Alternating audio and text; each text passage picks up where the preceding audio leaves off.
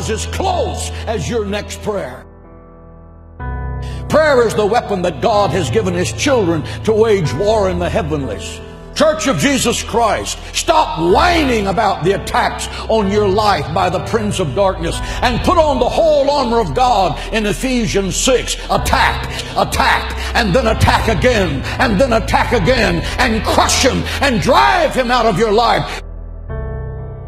If it seems to be hopeless, pray, pray, pray, because God answers prayer.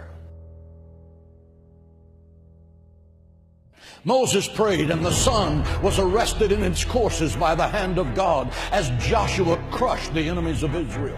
Elijah prayed, and forked tongues of fire laced across the heavens and consumed the sacrifice soaked with 12 barrels of water.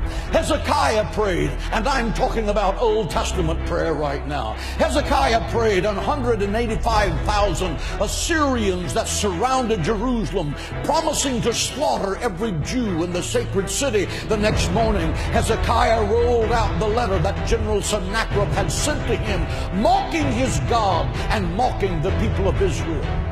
He pulled out his secret weapon, prayer. He laid that letter before the Lord and said, God, your honor is at stake. Let God arise and let his enemies be scattered. Your word said, he that keepeth Israel neither slumbers nor sleep.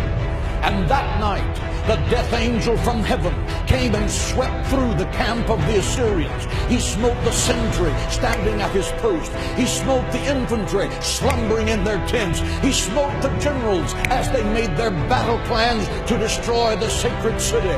The next morning, when Hezekiah looked over the sacred walls of the city of Jerusalem by the dawn's early light, he saw 185,000 dead men, because the angel of God passed by that night. Why? Because one man knew how to pray.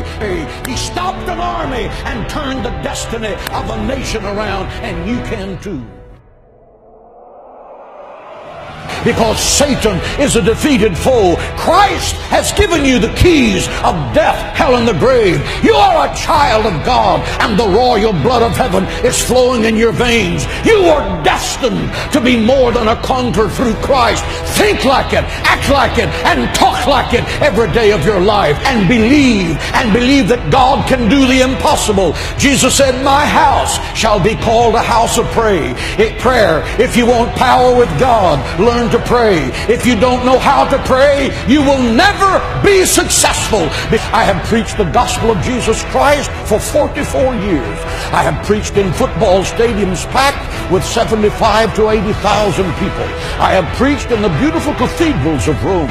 I have preached in the mud huts of third world nations. I have preached to millions of people around the world by radio and television. Why did it happen? It happened because my mother went to war with the devil for my soul in her prayer room, and the devil lost. She prayed me out of the fires of hell and into the gates of heaven. Prayer works. Try it.